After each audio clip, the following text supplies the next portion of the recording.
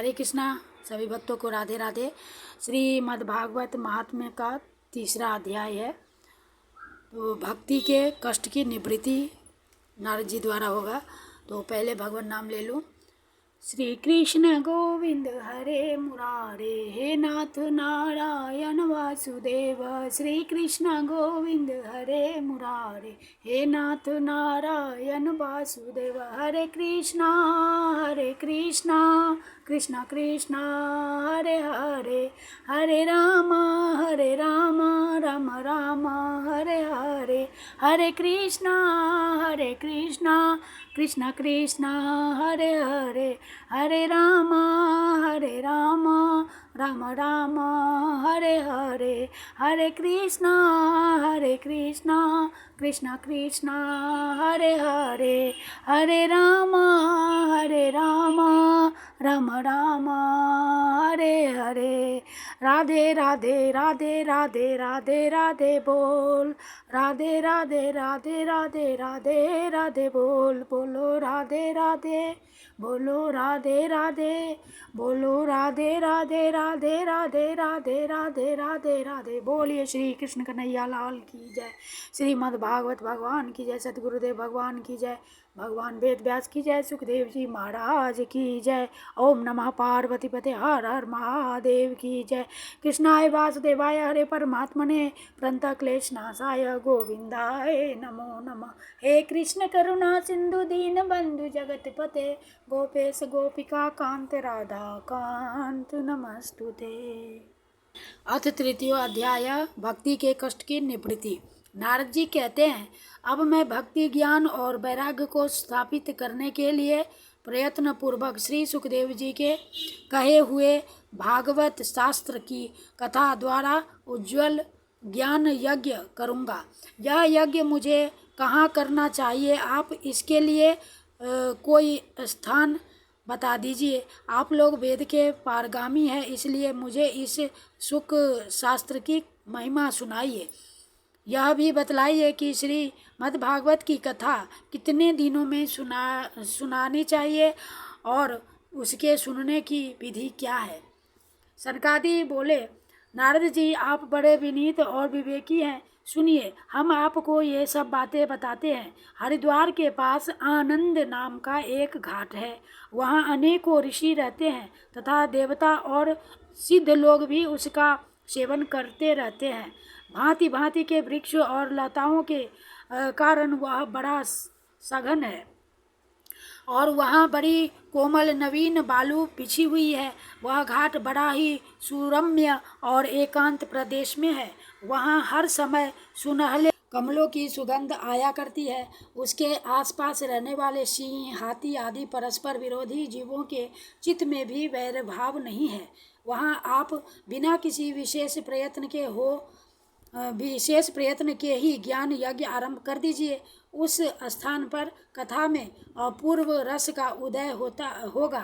भक्ति भी अपनी आँखों के ही सामने निर्बल और जरा जीर्ण अवस्था में पड़े हुए ज्ञान और वैराग्य को साथ लेकर वहाँ आ जाएगी। क्योंकि जहाँ भी श्रीमद् भागवत की कथा होती है वहाँ ये भक्ति आदि अपने आप पहुँच जाते हैं। वहाँ कानों में कथा के शब्द पढ़ने से ये तीनों तरुण हो जाएंगे। सूत जी कहते हैं, इस प्रकार कहकर नारद जी के साथ सनकादि की श्रीमद् भागवत कथामृत का पान करने के लिए वहाँ से तुरंत गंगा तट पर चले आए। जिस समय वे तट पर पहुँचे, भूलोक, देवलोक और ब्रह्मलोक सभी जगह इस कथा का हल्ला हो गया। जो जो भगवत कथा के रसिक विष्णु भक्त थे, वे सभी श्रीमद् भागवतामृत का पान करने के लिए सबसे आगे दौड़ कर आने लगे। भृगु, वशिष्ठ, च्यवन, गौतम, मेधातिथि, देवल, देवरात, परशुराम, विश्वामित्र, शाकल, मार्कंडेय, दत्तात्रेय, पिपलायद, योगेश्वर, व्यास और पराशर, छाया, शुक, जाजली और जन्नु आदि सभी प्रधान मुनिगण अपने अपने पुत्र, शिष्य और स्त्रियों समेत बड़े प्रेम से वहाँ आए। इनके सिवा वेद, वेदांत मंत्र तंत्र 17 पुराण और 6 शास्त्र भी मूर्तिमान होकर वहाँ उपस्थित हुए। गंगा आदि नदियाँ, पुष्कर आदि सरोवर, कुरुक्षेत्र आदि समस्त क्षेत्र, सारी दिशाएं, दंडक आदि वन, हिमालय आदि पर्वत तथा देव, गंधर्व और दानव आदि सभी कथा सुनने चले आए। जो लोग अपने गौरव के कारण नहीं आए, महर्षि भृगु उन्हें समझा बुझाकर ले आए। तब कथा सुनाने के लिए दीक्षित होकर श्री कृष्ण परायण सनकादि नारद जी के दिए हुए श्रेष्ठ आसन पर विराजमान हुए। उस समय सभी श्रोताओं ने उनकी वंदना की। श्रोताओं में वैष्णव, विरक्त, सन्यासी और ब्रह्मचारी लोग आगे बैठे और उन सब के आगे नारद जी विराजमान हुए। एक ओर ऋषिगण, एक ओर देवता, एक ओर वेद और उपनिषद आदि तथा एक ओर तीर्थ बैठे और दूसरी ओर स्त्रियां बैठी।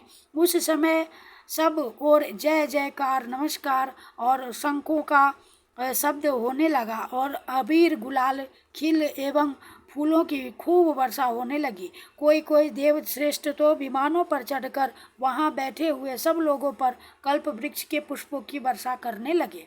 सूत जी कहते हैं, इस प्रकार पूजा समाप्त होने पर जब सब लोग एकाग्र चित्त हो गए, तब सनकादि ऋषि महात्मा नारद को श्रीमद् भागवत का महात्म्य स्पष्ट करके सुनाने लगे। सनकादि ने कहा, अब हम आपको इस भागवत शास्त्र की महिमा सुनाते हैं। इसके श्रवण मात्र से मुक्ति हाथ लग जाती है। श्रीमद् भागवत की कथा का सदा सर्वदा सेवन आस्वादन करना चाहिए। इसके श्रवण मात्र से श्री हरि हृदय में आ विराजते हैं। इस ग्रंथ में 18,000 श्लोक और 12 स्कंद है तथा श्री सुखदेव और राजा परीक्षित का संवाद है। आप यह भागवत शास्त्र ध्यान देकर सुनिए। यह जीव तभी तक अज्ञानवश इस संसार चक्र में भटकता है जब तक क्षण भर के लिए भी कानों में इस सुख शास्त्र की कथा नहीं पड़ती। बहुत से शास्त्र और पुराण सुनने से क्या लाभ है? इससे तो व्यर्थ का भ्रम बढ़ता है। मुक्ति देने के लिए तो एकमात्र भागवत शास्त्र ही गरज रहा है। जिस घर में नित्य प्रति श्रीमद् भागवत की कथा होती है वह तीर्थ रूप हो जाता है और जो लोग उसमें रहते हैं उनके सारे पाप नष्ट हो जाते हैं। हजारों अश्वमेध और सैकड़ों वाजपेयी यज्ञ इस सुख शास्त्र की कथा का 16वां अंश भी नहीं हो सकते। तपोधनों, जब तक लोग अच्छी तरह श्रीमद् भागवत का श्रवण नहीं करते तभी तक उनके शरीर में पाप निवास करते हैं। फल की दृष्टि से इस सुख शास्त्र कथा की समता गंगा, गया, काशी, पुष्कर या प्रयाग कोई तीर्थ भी नहीं कर सकता। यदि आपको परम गति की इच्छा है तो अपने मुख से ही श्रीमद् भागवत के आधे अथवा चौथाई श्लोक का भी नित्य नियम पूर्वक पाठ कीजिए।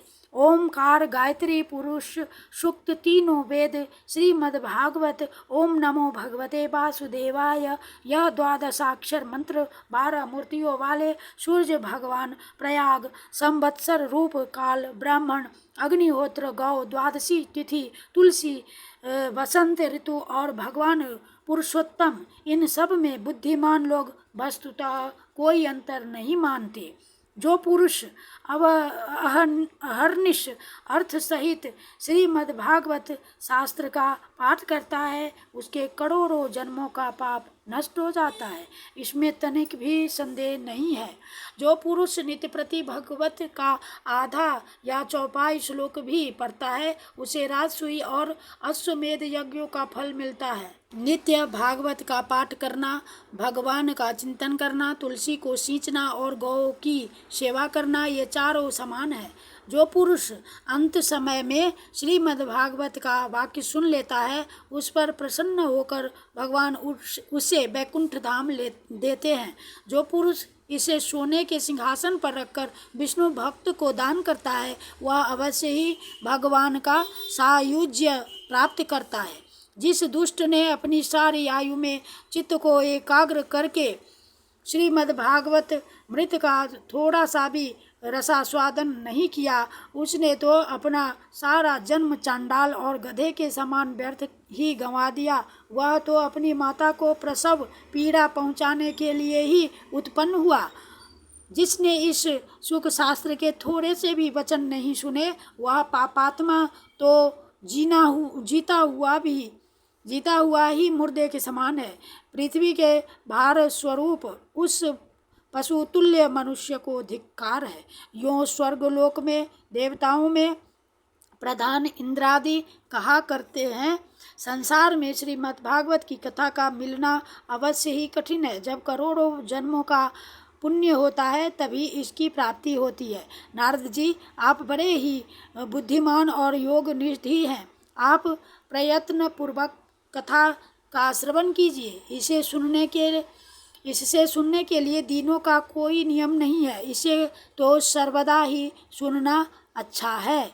इससे सत्य भाषण और ब्रह्मचर्य पालन पूर्वक सर्वदा ही सुनना श्रेष्ठ माना जाता है। किंतु कलयुग में ऐसा होना कठिन है। इसलिए इसकी सुखदेव जी ने जो विशेष विधि बताई है वह जान लेनी चाहिए। कलयुग में बहुत दिनों तक चित्त की वृत्तियों को वश में रखना, नियमों में बंधे रहना और किसी पुण्य कार्य के लिए दीक्षित रहना कठिन है। इसलिए सप्ताह श्रवण की विधि है। श्रद्धापूर्वक कभी भी श्रवण करने से अथवा माघ मास में श्रवण करने से जो फल होता है वही फल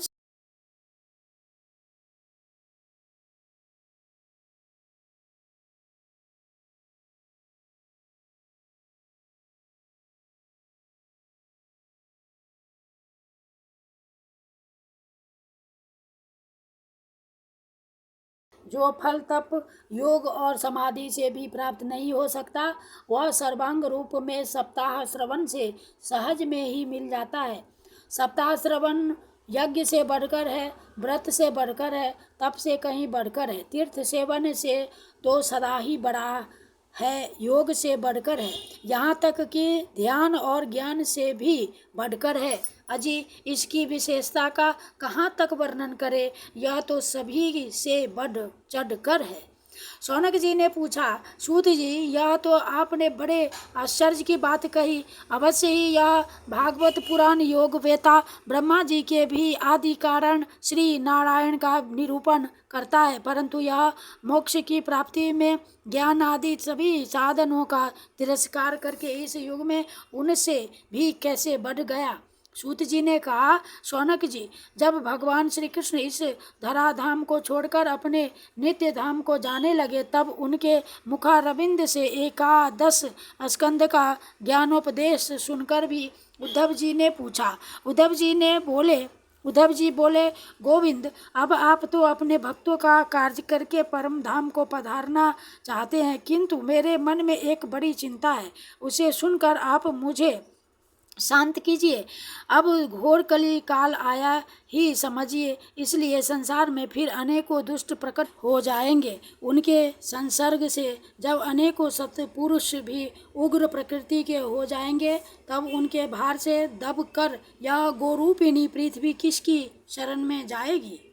कमल नयन, मुझे तो आपको छोड़कर इसकी रक्षा करने का कोई दूसरा नहीं दिखाई देता, इसलिए भक्तवत्सल आप साधुओं पर कृपा करके यहाँ से मत जाइए। भगवान, आपने निराकार और चिन्मात्र होकर भी भक्तों के लिए ही तो यह सगुण रूप धारण किया है, फिर भला आपका वियोग होने पर वे भक्त जन पृथ्वी पर कैसे रह सकेंगे। निर्गुणोपासना में तो बड़ा कष्ट है, इसलिए कुछ और विचार कीजिए। प्रभास क्षेत्र में उद्धव जी के ये वचन सुनकर भगवान सोचने लगे कि भक्तों के अवलंब के लिए मुझे क्या व्यवस्था करनी चाहिए। शौनक जी, तब भगवान ने अपनी सारी शक्ति भागवत में रख दी। वे अंतर्धान होकर इस भागवत समुद्र में प्रवेश कर गए। इसलिए यह भगवान की साक्षात शब्दमयी मूर्ति है। इसके सेवन, श्रवण, पाठ अथवा दर्शन से ही मनुष्य के सारे पाप नष्ट हो जाते हैं। इसी से इसका सप्ताह श्रवण सबसे बढ़कर माना गया है और कलयुग में तो अन्य सब साधनों को छोड़कर यही प्रधान धर्म बताया गया है। कली काल में यही ऐसा धर्म है जो दुख, दरिद्रता, दुर्भाग्य और पापों की सफाई कर देता है तथा काम, क्रोधादि शत्रुओं पर विजय दिलाता है। अन्यथा भगवान की इस माया से पीछा छुड़ाना देवताओं के लिए भी कठिन है। मनुष्य तो इसे छोड़ ही कैसे सकते हैं। अतः इससे छूटने के लिए भी सप्ताह श्रवण का विधान किया गया है। सूत जी कहते हैं, शौनक जी, जिस समय सनकादि मुनीश्वर इस प्रकार सप्ताह श्रवण की महिमा का बखान कर रहे थे, उस सभा में एक बड़ा आश्चर्य हुआ। उससे मैं तुम्हें बतलाता हूँ, सुनो। वहाँ तरुणावस्था को प्राप्त हुए अपने दोनों पुत्रों को साथ लिए विशुद्ध प्रेम रूपा भक्ति बार बार श्री कृष्ण गोविंद हरे मुरारे हे नाथ नारायण वासुदेव आदि भगवत नामों का उच्चारण करती हुई अकस्मात प्रकट हो गई। सभी सदस्यों ने देखा कि परम सुंदरी भक्ति रानी भागवत के अर्थों का आभूषण पहने वहां पधारी। मुनियों की उस सभा में सभी यह तर्क वितर्क करने लगे कि ये यहाँ कैसे आई, कैसे प्रविष्ट हुई। तब सनकादि ने कहा, ये भक्ति देवी अभी अभी कहाँ कथा के अर्थ से निकली है। उनके ये वचन सुनकर भक्ति ने अपने पुत्रों समेत अत्यंत विनम्र होकर सनत कुमार जी से कहा। भक्ति बोली, मैं कलयुग में नष्ट प्राय हो गई थी। आपने कथामृत से सींचकर मुझे फिर पुष्ट कर दिया। अब आप यह बतलाइए कि मैं कहाँ रहूं। यह सुनकर सनकादि ने उससे कहा, तुम भक्तों को भगवान का स्वरूप प्रदान करने वाली, अनन्य प्रेम का संपादन करने वाली और संसार रोग को निर्मूल करने वाली हो। अतः तुम धैर्य धारण करके नित्य निरंतर विष्णु भक्तों के हृदयों में ही निवास करो। ये कलयुग के दोष भले ही सारे संसार पर अपना प्रभाव डाले, किंतु वहाँ तुम पर इनकी दृष्टि भी नहीं पड़ सकेगी। इस प्रकार उनकी आज्ञा पाते ही भक्ति तुरंत भगवद भक्तों के हृदय में जा विराजी। जिनके हृदय में एकमात्र श्री हरि की भक्ति निवास करती है, वे त्रिलोकी में अत्यंत निर्धन होने पर भी परम धन्य है, क्योंकि इस भक्ति की डोरी में बंद कर तो साक्षात भगवान भी अपना परम धाम छोड़कर उनके हृदय में आकर बस जाते हैं। भूलोक में यह भागवत साक्षात परब्रह्म का विग्रह है। हम इसकी महिमा कहाँ तक वर्णन करें। इसका आश्रय लेकर इसे सुनाने से तो सुनने और सुनाने वाले दोनों को ही भगवान श्री कृष्ण की सामता प्राप्त हो जाती है। अतः इसे छोड़कर अन्य धर्मों से क्या प्रयोजन है। इति श्री पद्म पुराणे उत्तरखंडे श्रीमद्भागवत महात्म्ये भक्ति कष्ट निवर्तनम नाम तृतीयोऽध्यायः। श्री कृष्णार्पणम कृष्णार्पणम कृष्णार्पणम। हरे कृष्ण गोविंद हरे मुरारे हे नाथ नारायण वासुदेव। श्री कृष्ण गोविंद हरे मुरारे हे नाथ नारायण वासुदेव। हरे कृष्ण कृष्ण कृष्ण हरे हरे, हरे राम राम राम हरे हरे, हरे कृष्ण कृष्ण कृष्ण हरे हरे, हरे राम राम राम हरे हरे, हरे कृष्ण कृष्ण कृष्ण हरे हरे। बोलिए श्रीमद् भागवत भगवान की जय। कृष्णाय वासुदेवाय देवकी नंदनाय च नंद गोप कुमाराय गोविंदाय नमो नमः। नमः पंकज नाभाय नमः पंकज नेत्राय नमस्ते पंकजांगै। श्री कृष्णार्पणम। हे कृष्ण करुणा सिंधु दीन बंधु जगतपते गोपेश गोपिका कांत राधा कांत नमस्तुते। श्री कृष्णार्पणम कृष्णार्पणम कृष्णार्पणम कृष्णार्पणम। हरे नमः हरे नमः हरे नमः। जय जय श्री राधे जय जय श्री राधे जय जय श्री राधे श्याम। हरे नमः। सद्गुरुदेव भगवान की जय। श्रीमद् भागवत भगवान की जय।